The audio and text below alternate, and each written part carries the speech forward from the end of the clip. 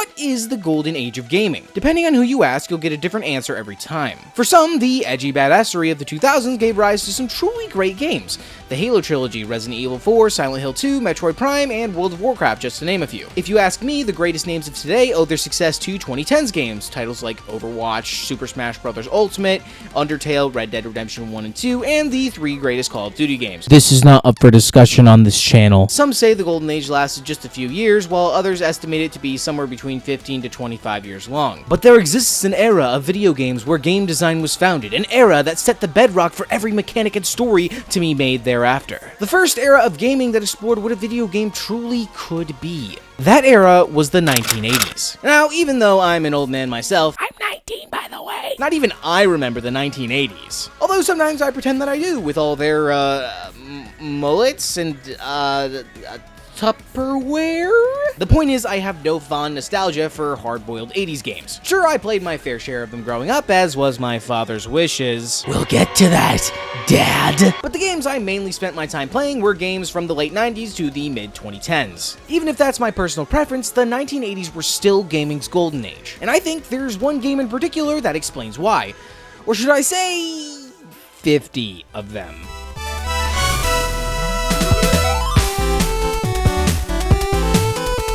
UFO 50 is an 80s-inspired games anthology consisting of 50 titles made for a home console that never existed. The passion and effort these devs have for making an authentic 80s gaming experience is truly staggering, right down to the stiff controls and oversaturated pixel art. Objection! Maybe, like so many of any particular generation, you have a general apathy towards art that came before your time. Whether it's film grain, lack of lyrics, or brutal difficulty, there's a lot not to like about old art. And if you don't like old video games, well, that's on you, buddy. But you are the one who I hope this video reaches. I'm not trying to get 80s video game aficionados to play old video games, okay? They're doing that already. I'm here to explain why you, person who doesn't like old video games, should play old video games. And so, without wasting another second of your precious time, we're gonna start by examining some of the games in UFO 50.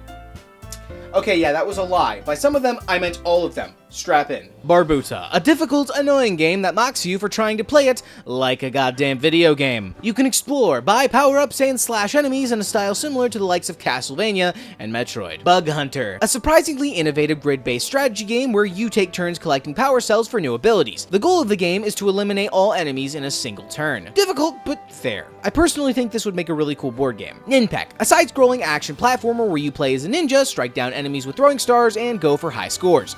This one is especially reminiscent of lost 80s gems. Paint Chase. This one has you playing as a paint roller race car hybrid. Travel over tiles to make them blue and run over enemies to destroy them. The goal is to cover a set percentage of the map in your color. This one is surprisingly fun. Magic Garden. Despite being a pretty faithful mashup of Snake and Pac-Man, it's overall one of UFO 50's weaker titles, and that has nothing to do with the fact that I am complete dog shit at it.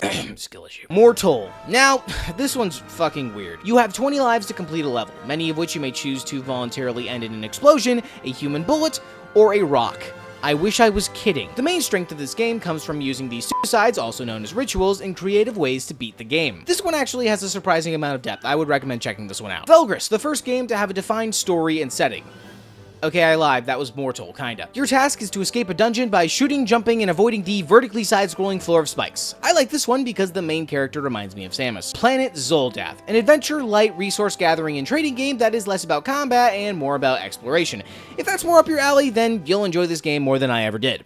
Tactics. Ah, yes, very clever. The game itself is a clever combination of quick, turn-based action and strategic positioning. Maneuver your troops through 6 lanes, kill enemies, and make it through their defenses to claim victory. This one's fairly simple and also fairly replayable. Devolition. Ah yes, keeping the puns going with this one, I see. This one's a chain reaction puzzle game where you must destroy enemy demons with well-placed explosives. Not dissimilar to Bug Hunter, but less fun in my opinion. Kit Club. This one is a side-scrolling beat-em-up, only you beat 'em up with a soccer ball and the sides don't actually scroll. Admittedly respectable fun, but not my cup of tea. Avianos. This game highlights just how annoying complicated 80s games were without utilizing secondary media. In other words, this game's just opaque and complicated. This would be fixed by the inclusion of a booklet, but unfortunately there is not one to be had here. But if you had one of those little booklet thingies and a long car ride home, this game could be tons of fun. Mooncat. You know what? Fuck this game. A janky fucking platform with goddamn confusing controls. Oh, but Mooncat is such a magical experience. Man, shut your up. Moving on. Bushido Ball. Our first game that I would categorize as a fighting game, although, not quite. You select different fighters and play volleyball or soccer? Or, I don't know. You're playing it with lethal weapons, so I'm not sure what sport this is supposed to be. Genuinely fun, if having a bit of a learning curve. Block Koala. Well, it's a puzzle game. It's definitely a puzzle game. I don't know, man. I just genuinely don't understand how this game works. I watched other people's gameplay. It doesn't help me. Camouflage. Have you ever wanted to take on the role of a color-shifting chameleon who walks through levels collecting items? No? Me neither, but I'm sure the ones who do will have a field day with this one. Both of them. Campanella, a non-linear freeform platformer where you play as a UFO and Flappy Bird your way through obstacles to reach goals. Think Super Mario, but in space. Wait, who am I fucking kidding? They already did that. Golf Area, a golf-based adventure game. Why? Just why? On one hand, I'm surprised no one correctly recognized this idea as the worst idea for a video game ever. And on the other, I'm astounded that they managed to make golf a worse sport than it already is. The Big Bell Race.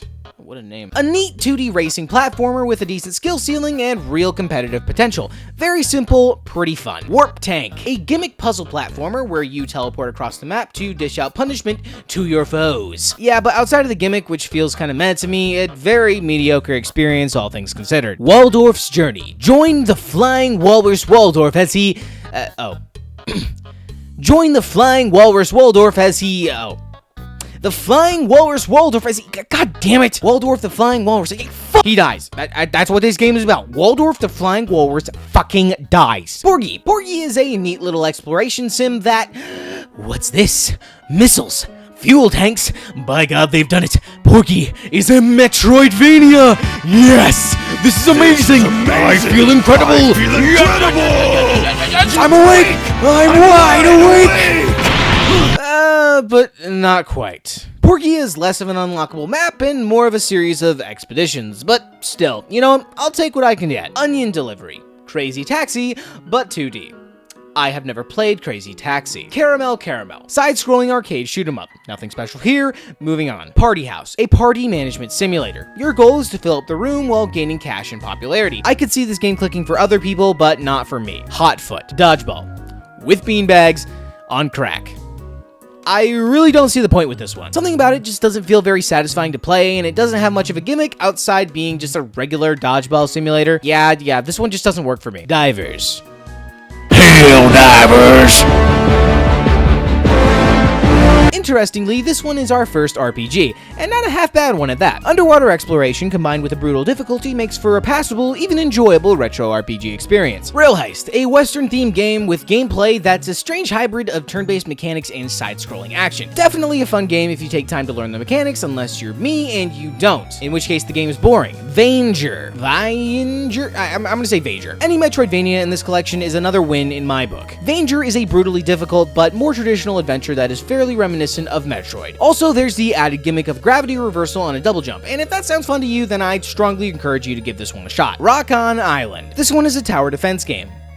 The only tower defense game I like is Plants vs. Zombies, and that's barely a fucking tower defense game. So if that's something you're into, then, whatever. Pin Golf. As if one golf game wasn't bad enough, good lord. As the name suggests, this game is a mix of pinball and golf. I could not be less excited to play this one if I tried. Mortal 2. As the sequel to a weird game from a fictitious games console, I'm very pleased to see how Mortal 2 expands on the mechanics of the first game in a transformative and entertaining way. The rigid level system is replaced with a more natural feeling free roam open world. The rituals have become classes, and there are more of them, and they are more useful. The sequel is less about using the classes to solve puzzles and more focused on combat. You know, I actually feel kind of weird for giving a synopsis of a sequel to a game that released in 1984. Only both games didn't actually come out in 1984 and 1987. They both came out in 2024. Because in the real world, the developers behind UFO 50 are trying to emulate what it was like for a game sequel to release in the golden age.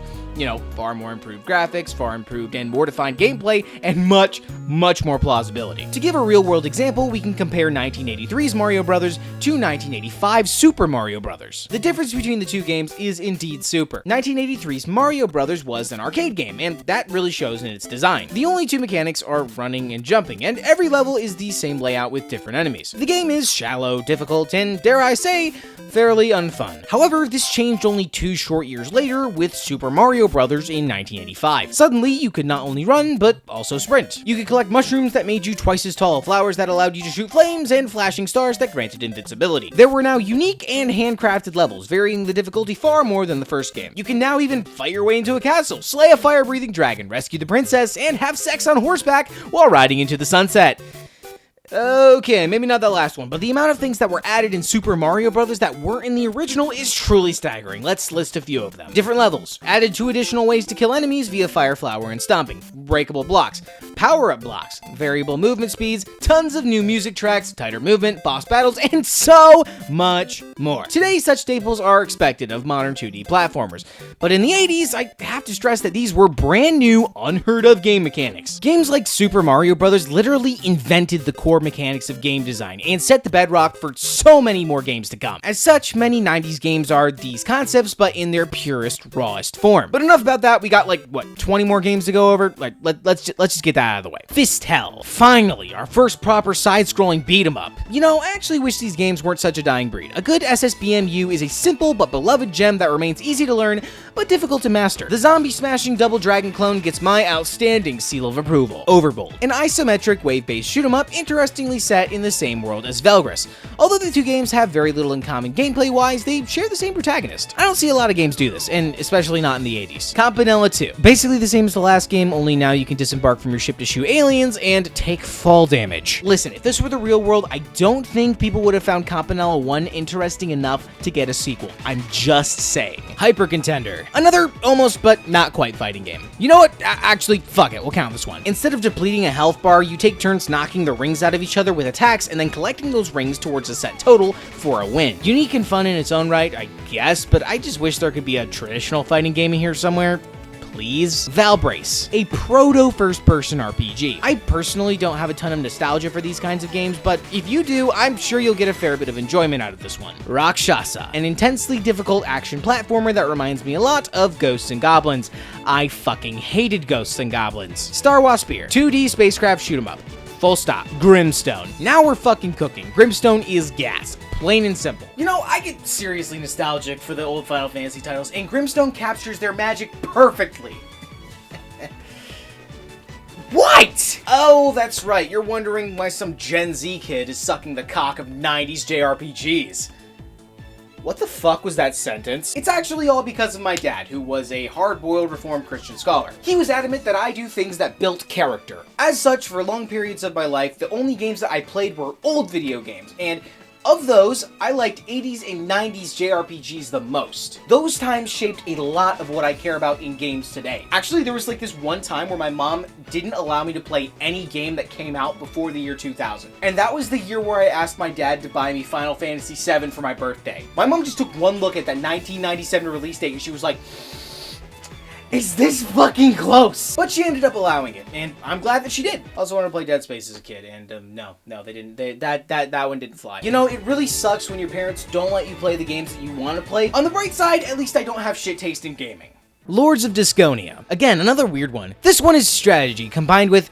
God damn it, why is it always fucking Night Manor? Can't say I was expecting a horror game with this one. It's no Resident Evil, but a welcome surprise nonetheless. A point-and-click horror game seems strange on a home console, but it still works. If you want to enjoy a scary game to the tune of 40 years ago, then I'd recommend checking this one out. Alphazar's Hat. This one reminds me a lot of Overbold, only this time with more traditional level-based progression rather than waves. The other thing this game has going for it is its cutesy vibe, which I very much enjoyed. Pilot Quest. Man, are they trying their best to make these space exploration games interesting, huh? I don't know, I'm just not entranced by the prospect of another trading and collecting simulator set on another planet. Mini and Max. This delightfully inventive platformer sees you shrink down to the size of an ant and platform your way through a domestic wonderland. Full marks for creativity, but the gameplay just really reminds me a lot of Mario 2. Combat Ants. Back to the puns, I see. This one's just an RTS on console before Halo Wars proved they didn't work. Quibble Race. A gambling simulator starring characters from across the UFO 50 games. Cinematic Universe when? Seaside Drive. Another side-scrolling shoot-'em-up, only this one has a fair bit more depth and style. Out of all the SSSEUs, this is the one I like the best. Nice, simple gameplay that's easy to pick up and go for a high score with. Campanella 3. Oh, good God, you really expect me to play a third game in a series that drastically changes the gameplay again and shouldn't have even gotten a sequel in the first place? What's next? Campanella 4, only this time it's a fucking dating sim? Cyber Owls. A game where you shoot... Fuck it. Furry commandos save the world by shooting shit. Happy? So, based off my descriptions of those games alone, you may be asking yourself, but Galta, if you're trying to convince me to play old video games, then why did it seem like you didn't even enjoy half of them? First of all, shut the fuck up. Did I say you could talk? And second, that's because I didn't. Many of these games were fun to try, but a pain in the ass to actually try to beat. After all, that's really the nature of old video games in modern day. Unless you were there to really experience the golden age boom of the 80s, then you really don't have a lot to get out of old video games. And to explain why, I need to talk about something you know well, but have probably never touched. That's right, I'm talking about women. I'm talking about arcades. Many of you have probably never had the experience of playing an arcade game. This experience is both magical and maddening. For their time, arcade machines were computing juggernauts capable of delivering the highest quality gameplay experience possible. But if you know anything about arcades, you know how they work. They were pay to play. Insert a coin and you could play until you depleted a certain amount of lives. Because of this business model, the games in the arcades were built with a certain level of difficulty in mind. After all, the harder the game, the more the player fails, thus incentivizing the player to pay up for more retries. The reason why arcade games were so tough was so that they could make more money. Some games had a hard but fair approach to difficulty, but others were so hard that it bordered on cruel. And it's crazy to think that there was a time when a game's difficulty dictated how profitable it would be. But as hard as arcade games were, they were about to be beaten by a much greater foe: the rise of the home console. Now, getting in a car and driving your hyperactive child to an arcade was a huge pain in the ass, especially since they expected to stay for multiple hours. Classic Timmy, he doesn't know we're about to leave. However, if you got one of those newfangled Nintendo Entertainment Systems, you could sit back and watch your child be shit at video games in the comfort of your own home, and for potentially far cheaper. And so it was that arcades were led to the slaughter by the popularization of the home console. But what's a console without games? This is a PS5 joke. Instead of just making a bunch of new games, the first option would be to make console ports of all your favorite arcade games. This provided an authentic arcade experience, but once you lost all your lives, you wouldn't have to pay up to try again. But it wouldn't be until the turn of the decade that games would lose that unfair brutality that defined the arcade generation. UFO 50 perfectly replicates the feeling of what it's like to play video games during the rise of home consoles. Ergo, they are old school hard. Yeah, thanks for that one, IGN. And while in my opinion they didn't quite possess the brutality of older titles, take for instance Ghosts and Goblins, I still fucking hate this game, they do a damn good job at emulating it. But even after all that, we still don't have a satisfying answer to our question. Even worse, it seems we found an anti-answer. You shouldn't play old video games because they're hard, have lackluster graphics, and can be incredibly unfair. Have I failed? Maybe my childhood spent playing Sonic's Ultimate Genesis Collection for the PS3 was all for naught. Are old video games just for boomers? Am I a boomer? Maybe the real question all along was, why did I waste my life making this video?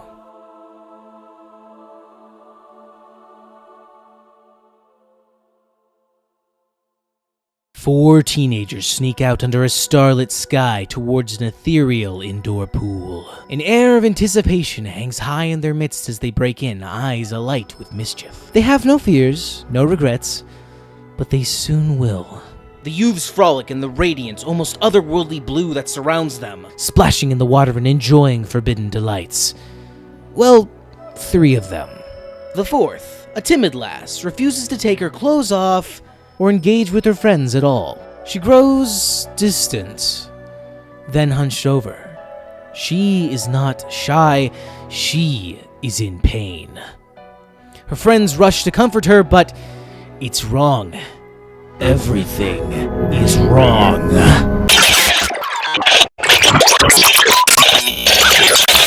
The girl tries to flee as her friends turn into grisly abominations. But she cannot.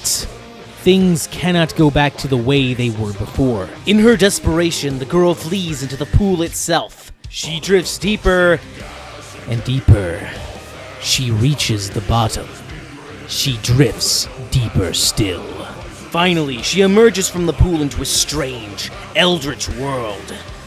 Gazing up into the sky, she sees something so beautiful and awe-inspiring that her mortal eyes cannot bear to see it.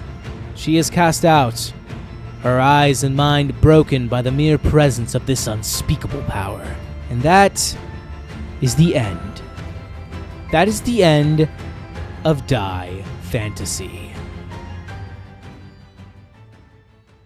Fantasy is a song recorded by French artist DYE, or rather, just Die. The song is far from special, but what isn't is the animated music video it's better known for. Directed by French illustrator Jeremy Perrin, the video was uploaded to YouTube in 2011, where it was seen by many individuals who probably shouldn't have, i.e. children and people with sensitive stomachs. It's one of the most horrifying yet beautifully animated music videos ever made. Now, obviously Die Fantasy isn't a video game, but I think it has something vital to say on our big question, namely, the abject horror of change. If you haven't seen the video, Die Fantasy is a haunting metaphor for what it's like to grow up. The girl's hesitancy mirrors many a young person growing up, reluctant to the changes happening to them, whether it's in their body or their circumstances. The monsters symbolize just how frightening and grotesque these changes truly are, when things that are familiar become twisted and foreign. Hell, at pivotal times in my own life, these very same changes frightened me on a deep, psychological level. We've all been through something like that. Nothing can be as truly frightening as change. The feeling you're alone in a world far too big for you to understand. The feeling that your friends, your home, your family, and your very body are amalgamating into twisted, eldritch abominations. The 90s may have been gaming's so-called golden age, but in reality it was a time of great uncertainty for the industry. People were taking risks, losing jobs, the old world was dying. Some changes were tighter controls or better looking graphics. But for every Super Mario Bros., there were thousands of titles that ended up being obscured because, let's face it, the 80s were a very experimental time for video games. We were still figuring out what worked and didn't work. And as a result, so many of these obscure titles are lost to time, and that's not entirely their own fault. But that change, however ugly and terrifying it was in its time, eventually gave rise to something greater. Something beautiful. Change is difficult. Change is painful. Hell, change is horrifying, disgusting, brutal, and invincible. It turns us into something different, erases who we used to be. We can run from our past and the pain inside it, try to forget all the terrifying memories. We can try to run from it. Or we can accept it. By acknowledging the past and all its pain, we can see that even though the path to get where you are now is rough, it makes you the person you are today. And that's incredible. The terrifying nature of change, and by extension the pain associated with it, ultimately make us stronger. Old games might be janky, bug-ridden, or even unplayable, but experiencing that change gives us perspective. It lets us see how far we've truly come. It lets us accept our past and, by extension, the changes that made possible the light of a new generation. So yeah, that's why you should play old video games.